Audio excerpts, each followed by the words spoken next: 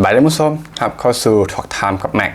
ในพีนี้เรามาพูดคุยกันกับเรื่องราวดีๆซึ่งเชื่อว่าเป็นความประทับใจเนาะเป็นความภาคภูมิใจของชาวไทยทางประเทศแน่นอน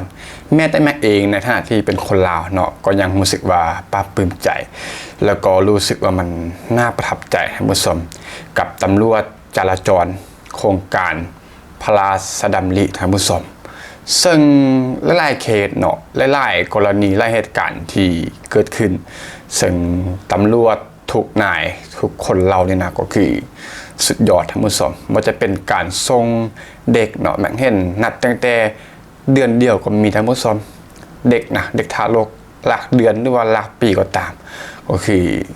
หลายชั่วโมงหลายร้อยกิโลเมตรท่านผู้ชมก็ได้มีการตั้งใจเนาะนำเอาผู้ป่วยไปส่งให้ทันทีโรงพยาบาลรวมถึงภารกิจในการส่งอวัยวะเนาะนั่นก็คือหัวใจท่านผู้ชมเพื่อไปผ่าตัดหรือว่าเปลี่ยนถ่ายมันบอกซึ่งพี่ๆตำรวจเราเนี่ยก็คือสุดยอดเนาะเป็นฮีโร่ของหลายๆชีวิตหลายๆเคสที่ผ่านมาเป็นร้อยๆเคสท่านผู้ชมแล้วก็สิ่งที่น่าสะดุดตาดุดใจเนาะจนเห็นให้เป็นไวรัลไปทั่วโลกก็คือทักษะอันยอดเยี่ยมท่านผู้ชมของการขับขี่แม็กได้ไปเบิ่งนี้ปานกับว่านักแข่งโมโต GP เนาะทักษะการขับรถนี่ต้องบอกว่า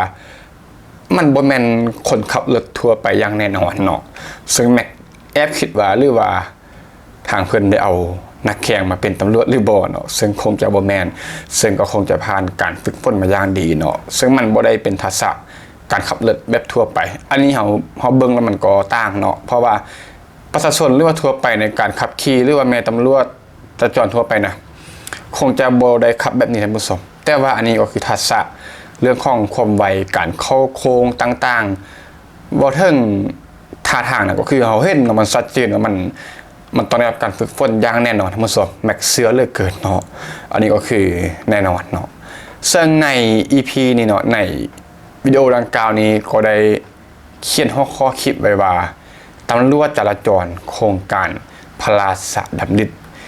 นำอวัยวะจากสนามบินดอนเมืองทั้งผู้ชมไปส่งที่โรงพยาบาลเป้าหมายนับเป็นครั้งที่178เนาะก็คือจากสนามบินดอนเมือง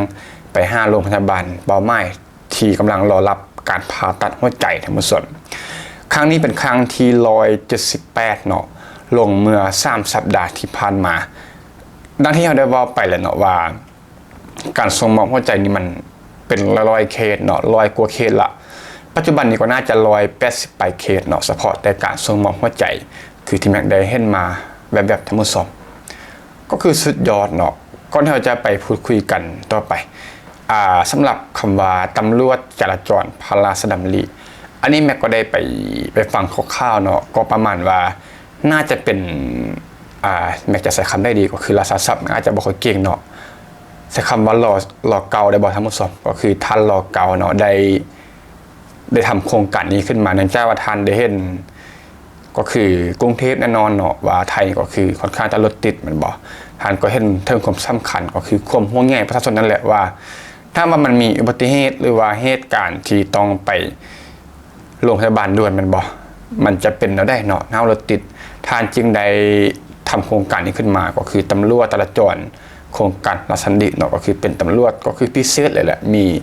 สิทธิ์มีทักษะในการระบายเส้นทางเนาะก็คือมีอำนาจในการสั่งให้รถที่สัญจรอยู่นะเข้าแคมป์ต่างๆแล้วก็เพื่อให้รถโรงพยาบาลไปอย่างสะดวกมาทำผสมก็คือเป็นโครงการที่โคตรดีเนาะก็คือแสดงถึงความเป็นห่วงเป็นใยจากท่านรอเก่าเนาะที่มีต่อประชาชนท่านผู้ชมอันนี้แม่ก็ได้ไปฟังมาคร่าวๆเนาะท่านผู้ชมที่อยากเสริมข้อมูลหรือว่ามีข้อมูลตัวใดอยากจะอธิบายเพิ่มเติมก็เต็มที่ก็คอมเมนต์ท่านผู้ชมนี่แหละก็คือชัดเจนเนาะการเข้าโค้งทักษะการขับต่างๆท่าทางนี่ก็คือมันพิเศษเนาะได้รับการฝึกฝนมาอย่างดีก็นำหน้าไล่ขันเป็นรถมอเตอร์ไซค์เนาะไล่ขันนำหน้าแล้วก็ตามจุดแยกต่างๆสำคัญก็มีตำรวจจราจรเพิ่นคอยโบกรถไว้เนาะเพราะทางแยกเป็นทางอันตรายบ่ต้องมีตำรวจไป ไปรอที่ด้านหน้าเนาะที่มีทางแยกแล้วก็มีรถนำขบวนต่างๆรถจากโรงพยาบาลหรือว่าอัมบูลังก่อ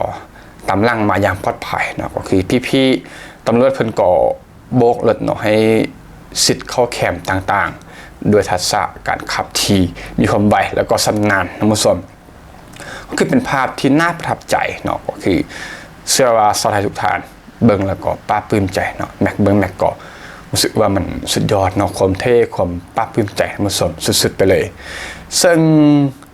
แม็กได้ให้ข้อมูลเนาะแม็กเห็นความน่าสนใจของรถจากที่ตำรวจเพิ่นใช้นะก็คือแม็กจึงได้ให้ข้อมูลว่ามันเป็นรถรุ่นใดเนาะก็เป็นรุ่น Honda CB 500X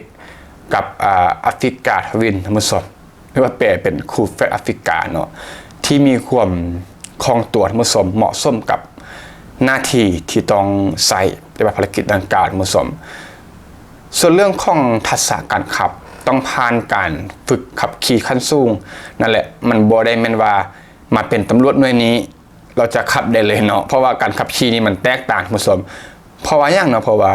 เราบ่สามารถขับได้ตามอำเภอใจโดยที่บ่ฝึกมาได้เนาะการขับด้วยความไวฉะนั้นต้องคำนึงถึงความปลอดภัยของผู้ขับเองแล้วก็ผู้ร่วมทางเนาะถ้าว่าบ่มีความชำนาญนี่ก็อาจจะเกิดอุบัติเหตุใดท่านผู้ชมก็คือได้รับการฝึกฝนขั้นสูงเลยท่านผู้ชม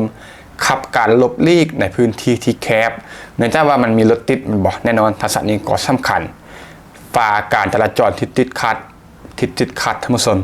ขับด้วยความปลอดภัยอย่างเข้มงวดท่านผู้ชมและควบคุมรถในสถานการณ์ที่ฉุกเฉินภารกิจพิเศษก็หลายๆท่านผู้ชมสามารถขับนำรถโรงพยาบาลเพื่อส่งอวัยวะพาการจราจรเพื่อช่วยเหลือผู้ป่วยและก็รักษาเวลาให้มันทันกันท่านผู้ชมก็คือนั่นแหละมีสิทธิ์เนาะมีสิทธิ์พิเศษซึ่งมันก็เป็นสิทธิ์ชอบธรรมที่มันดีแล้วท่านผู้ชมมีสิทธิ์ที่จะสามารถขับด้วยความไวเนาะก็คือไวตามที่ต้องการเลยแล้วก็โบกให้รถทีข่วงหน้านะเข้าแคมสิทธิ์สายสิทธิ์ขั้วก็ว่ากันไปขับเพื่อนำรถโรงพยาบาลให้ไปถึงเป้าหมายนี่ท่านผู้ชมสัตว์นี้เท่สุดเนาะรถนำหน้าเป็นรถสีเหลือง 3-4 คันขับด้วยความเร็วแล้วก็ความชำนาญโอ้เกิน 3-4 คันท่านผู้ชมเพราะมุมเมื่อกี้มันเห็น3 คันเนาะแต่ว่าทางหน้านี่มันเกิน 3-4 คันน่าจะเป็น 5-6 คันก็คือเท่ๆเลยท่านผู้ชมครับตามกันปานว่านักแข่งมืออาชีพถ้าให้พี่ๆตำรวจเรานี่นะมาขับแข่งรถนี้ก็นั่นแหละทักษะนี้สู้ได้เลยแม็กว่าก็คือสุดๆเนาะจนเพื่อคิดว่าเป็นนักแข่งมาสมัครเป็นตำรวจหน่วยนี้นี่ก็มาถึงโรงพยาบาลละนั่นแหละบ่จะหลายร้อยกิโลเมตรหรือว่าไกลสันใดเนาะพี่ๆเพิ่นก็รักษาเวลาเพื่อมันทันการมุสลในวิธีที่มันเร่งด่วนและนี่ก็คือความภาคภูมิใจเนาะสำหรับตำรวจจราจรจากโครงการพระราชดำริของเบื้องสูงของไทยเนาะที่ได้ก่อตั้งขึ้นมาก็คือทานรอเก่าเนาะอย่างเรื่องความห่วงใยของประชาชนก็คือพี่ๆตำรวจทุกนายก็คือเท่เนาะทักษะอย่างต่างๆก็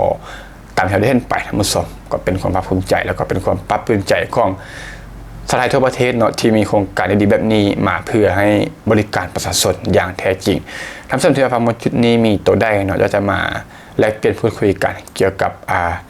พี่ๆตำรวจเหล่านี้ก็เต็มที่ที่คอมเมนต์EP นี้ก็ประมาณนี้เนาะก็เป็นการพูดคุยกันนะผู้ชมขอบใจทุกท่านที่เข้ามารับฟังพบกันใหม่ใน EP ต่อไปขอบใจ